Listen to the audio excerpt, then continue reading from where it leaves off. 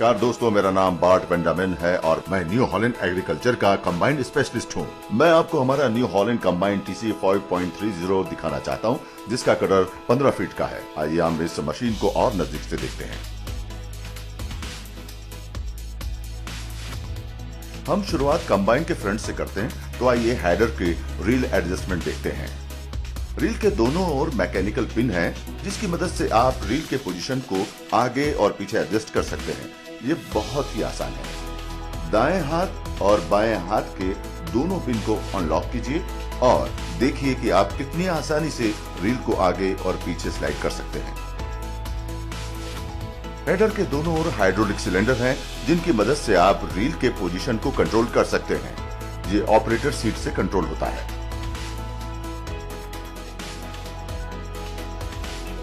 फसल की स्थिति को देखते हुए आप रील के टाइन्स एडजस्ट कर सकते हैं। रील टाइन्स को एडजस्ट करने के लिए हमारे दाएं हाथ की तरफ एक हैंडल है। हेडर को ड्राइव लेफ्ट हैंड की ओर से मिलती है।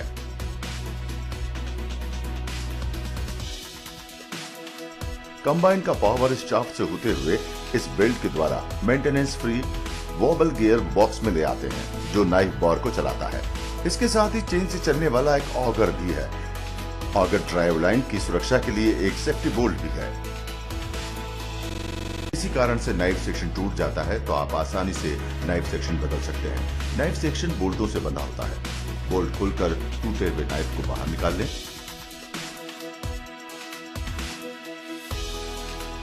और नया लगा दें। बोल्ट को टाइट करें और काम चालू कर दें। इतना ही नहीं, यदि पूरा नाइफ बार ही टूट जाता है तो बीम में मौजूद स्पेयर नाइफ बार हमारे काम आएगा। यहां ऊपर बोल्ट निकालकर आप आसानी से नाइफ बार बदल सकते हैं। टूटा हुआ पूरा नाइफ बार निकालकर नया वाला आप यहां पर फिट कर सकते हैं। अगर यदि आगर ड्राइव का बोल्ट टूट जाता है तो हमें टूटे बोल्ट की जगह नया बोल्ट लगाने के लिए 5 स्पेयर बोल्ट दिए गए हैं। रील की ड्राइव में एक वेरिएटर लगा है और वेरिएटर रील की स्पीड को कंट्रोल करता है।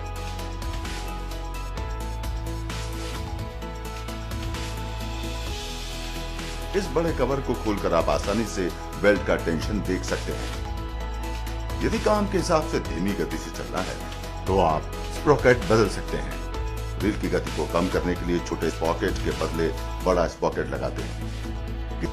ऑगर फ्लाइट को इतना मजबूत कर दिया गया है कि आसानी से रेत, धूल, मिट्टी और धान के खेत में अपना काम करेगा। इससे ऑगर लंबे समय तक उपयोगी बना रहेगा और अधिक टिकाऊ होगा। ऑगर फिंगर्स को बॉल बुशिंग पर इंस्टॉल किया गया है ताकि ये लंबे समय तक चले। बढ़िया फिटिंग के लिए ऑगर फिंगर की टाइमिंग को इस हैंडल के साथ एडजस्ट कर सकते हैं।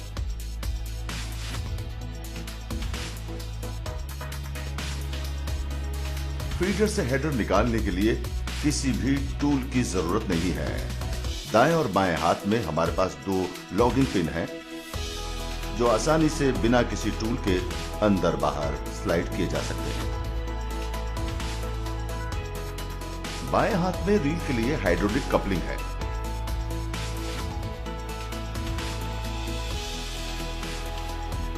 रील मोटर की स्पीड के लिए इलेक्ट्रिक कनेक्टर और टूल के बिना हेडर ड्राइव बेल्ट इस लीवर की सहायता से निकालने की सुविधा है।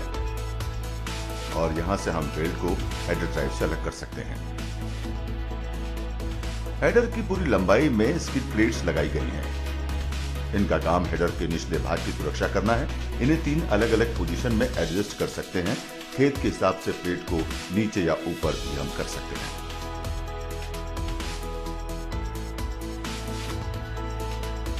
फीडर का निचला शाफ्ट सस्पेंडेड और स्प्रिंग लोडेड है, जिसका फायदा बढ़िया फीडिंग और फीडर बिना चोकिंग काम करता है।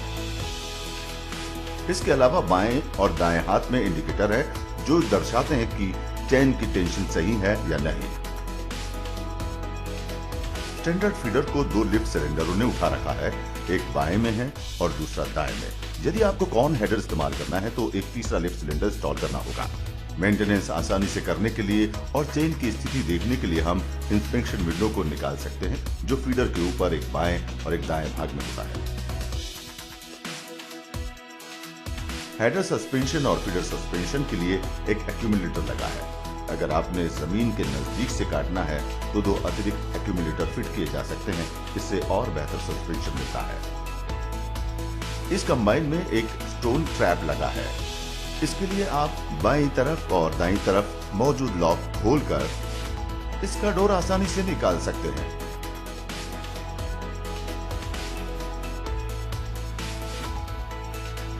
कंकर पत्थर निकालना आसान है।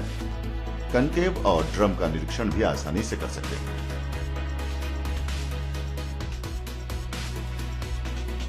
फीडर ड्राइव लाइन की सुरक्षा के लिए एक स्प्रिंग लोडेड प्रोटेक्शन है।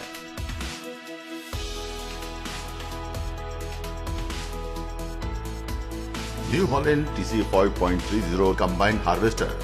इसमें 606 मिलीमीटर डायमीटर का थ्रेशिंग ड्रम है। बाएं और दाएं कवर है ताकि थ्रेशिंग ड्रम तक पहुंचना आसान हो। इस वेरिएटर की एडजस्टमेंट भी ड्राइवर सीट से की जा सकती है। कनकेव की एडजस्टमेंट भी ड्राइवर सीट से की जा सकती है।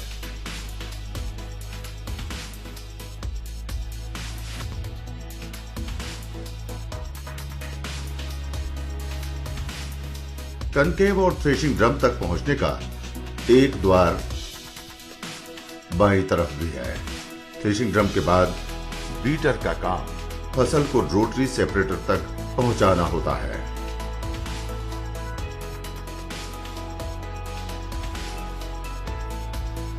रोटरी सेपरेटर छटाई की क्षमता बढ़ा देता है, जो ज्यादा पैदावार और अधिक नमी वाली फसल जैसे धान में बहुत उपयोगी साबित होता है। रोटरी सेपरेटर को 2 स्पीडों में चलाया जा सकता है। इसके लिए बेल्ट को एक पुली से दूसरी तरफ डालना होता है, जिससे आप इसे धीमी या तेज गति से चला सकते हैं। रोटरी सेपरेटर के नीचे कॉनकेव को खुली या बंद पोजीशन में चला सकते हैं। उदाहरण के तौर पर गेहूं में रोटरी सेपरेटर हाई स्पीड या कॉनकेव बंद पोजीशन में रहे और मकई में रोटरी सेपरेटर लो स्पीड और कॉनकेव खुली पोजीशन में रहना चाहिए। ये बेयरिंग पार्ट है जो रोटरी सेपरेटर के दांतों पर लगा होता है, जो इसको सालों साल घिसने से बचाता है।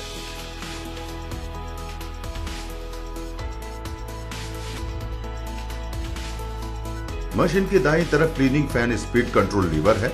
इस हैंडल को आप हाथ से ऊपर या नीचे कर सकते हैं। यह हैंडल वेरिएटर को एडजस्ट करता है, जिससे फैन स्पीड कंट्रोल की जा सकती है। प्रेशर के चालू रहने पर ही इसे एडजस्ट कर सकते हैं।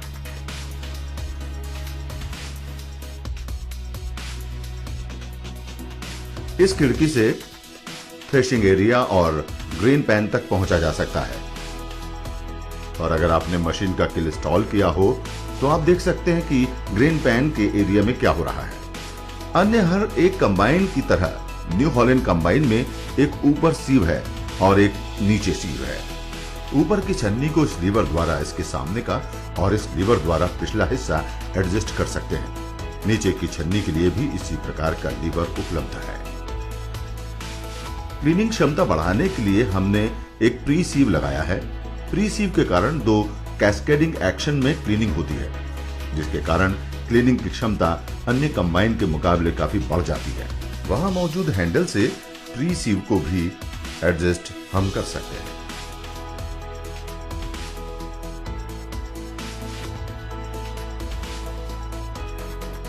कंबाइन TC 530 में 5 स्ट्रॉ वॉकर लगे हैं। स्ट्रॉ वॉकर एरिया को आसानी से चेक करने के लिए ये इंस्पेक्शन द्वार दिया गया है। इस एरिया को काम करने के लिए भी ये द्वार इस्तेमाल कर सकते हैं। स्ट्रॉ वॉकर एरिया में फिश बैक लगे हैं जो स्ट्रॉ को जल्दी पीछे भेजने में सहयोग करते हैं। स्ट्रॉ वॉकर में वुडन बेयरिंग लगे होते हैं ताकि ये लंबे समय तक बखूबी काम करते रहें।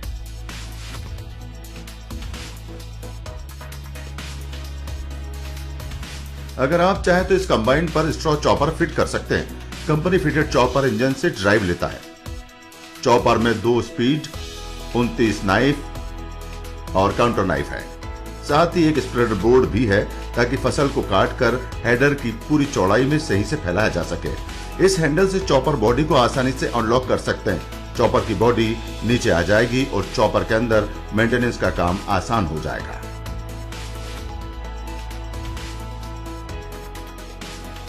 ये एलिवेटर का इस्तेमाल जो मटेरियल थ्रेश नहीं हो पाता है उसे थ्रेशर में वापस पहुंचाने के लिए होता है, जिससे उसकी दोबारा थ्रेशिंग हो सके।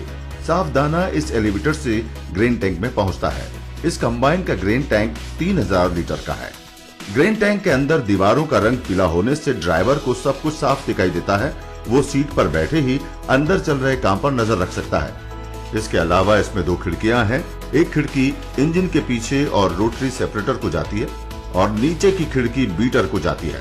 अनलोड करने की गति एडजस्ट करने के लिए इन 2 प्लेट को एडजस्ट करना होता है। फसल की स्थिति देखते हुए अनलोड करने की गति बढ़ाने के लिए ऊपर और घटाने के लिए नीचे करना होगा। अनलोड करने की गति 25 लीटर प्रति सेकंड होगी।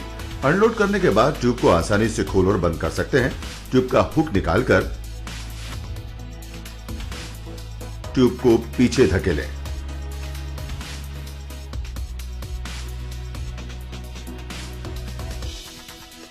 और कंबाइन रास्ते पर चलने के लिए तैयार है। ट्यूब को खोलने के लिए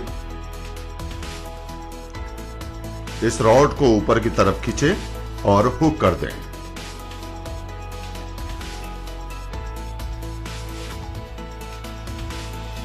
और अब आप हार्वेस्टिंग के लिए तैयार हैं।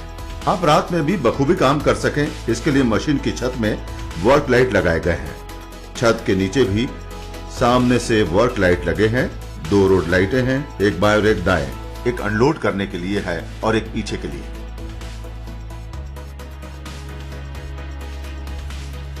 इस कंबाइन में 4 स्पीड गियर बॉक्स 1, 2, 3, 4 और रिवर्स फंक्शन है।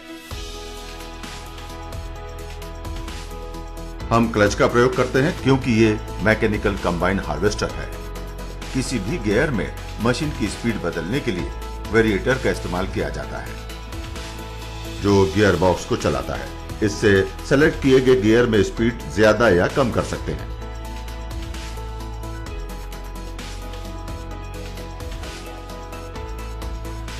स्पीड सेलेक्ट करने के अलावा हेडर और रील को ऊपर और नीचे करने की भी यहां पर सुविधा है।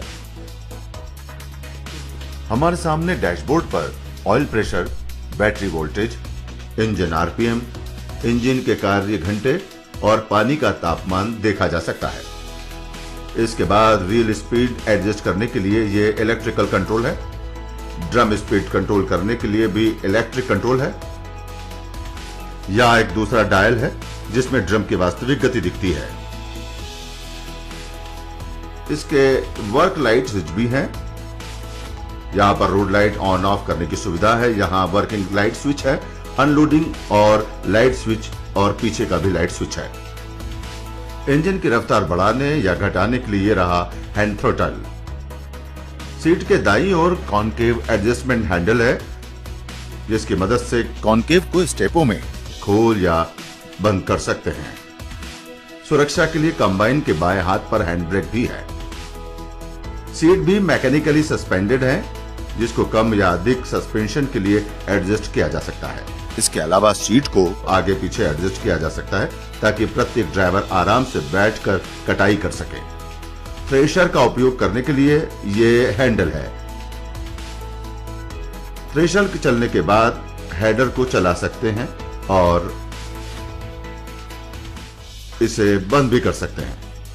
अनलोड शुरू करने के लिए थ्रेशर का चालू होना बहुत जरूरी है और फिर अनलोडिंग शुरू कर सकते हैं। ड्राइवर के साथ सहायक सीट भी है, हालांकि इसका उपयोग आप सड़क परिवहन में ही कर सकते हैं। अभी सहायक सीट ट्रांसपोर्ट पोजीशन में है। खेत में कटाई के समय सहायक की सीट की पोजीशन ऊपर होना चाहिए, वरना आप थ्रेशिंग, हेडर या अनलोडिंग को चालू नहीं कर पाएंगे। यहां ऊपर एयर कंडीशनर है ताकि चिलचिलाती गर्मी के दिनों में भी केबिन अंदर से ठंडा रहे। और ये कैब लाइट रात में काम करने की सुविधा दी गई है।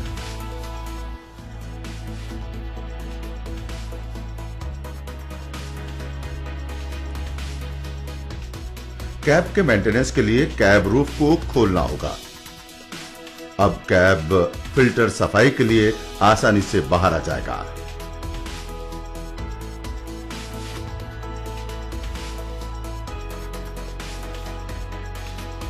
मेंटेनेंस में आसानी के लिए हमने इस तरह का ड्रेन लगाया है कि पुराना इंजन ऑयल जमीन पर खड़े हुए आसानी से प्लग खोलकर निकाला जा सके और सही जगह रखा जा सके। इस कंबाइन में 300 लीटर का फ्यूल टैंक है। फ्यूल टैंक के अंदर फ्यूल की मात्रा देखने के लिए साइड ग्लास की सुविधा है, बिल्कुल सरल और आसान। फिल्टर के मेंटेनेंस का ध्यान रखते हुए हमने ऑपरेटरों की आसानी के लिए नीचे हाइड्रोलिक फिल्टर लगाया है ताकि बदलने में कोई मुश्किल ना हो, और इसके ठीक ऊपर वाटर सेपरेटर लगा है। हम ग्राहकों को यहाँ एक एयर कंप्रेसर भी देते हैं। इस हाइड्रोलिक ऑयल टैंक का ऑयल लेवल चेक करने के लिए ये साइड ग्लास इंडिकेटर है ताकि ठीक लेवल की पुष्टि कर सकें। यहाँ नीचे हमने एक प्लग लगाया ताकि जब ऑयल बदलने की जरूरत हो तब आप ऑयल आसानी से ड्रेन कर सकते हैं। इस कंबाइन में रोटरी एयर स्क्रीन है। ये रोटरी एयर स्क्रीन रेडिएटर में धूल जमा होने की समस्या से आपको लंबे समय तक सुरक्षित रखता है। रोटरी एयर स्क्रीन रेडिएटर में मिट्टी नहीं घुसने देता है। एयर फिल्टर को खोलने के लिए यहाँ से खोलें। आसानी से एयर फिल्टर का कवर बाहर निकाल सकते हैं और बाहरी एयर फिल्टर का निरीक्षण कर सकते हैं। एयर फिल्टर हाउसिंग के अंदर भी एक भीतरी एलिमेंट भी है। हमें अपनी मशीन का रोजाना रख रखाव करना चाहिए। ऑयल लेवल और ग्रीसिंग भी टाइम पर करनी बहुत जरूरी है। ये सारी जानकारी ऑपरेटर मैनुअल में भी दी गई है। अगर आपको हार्वेस्टर के बारे में और भी जानकारी चाहिए तो आप ऑपरेटर मैनुअल में सारी जानकारी हासिल कर सकते हैं। हमारा टोल फ्री नंबर है 1800-419-0124।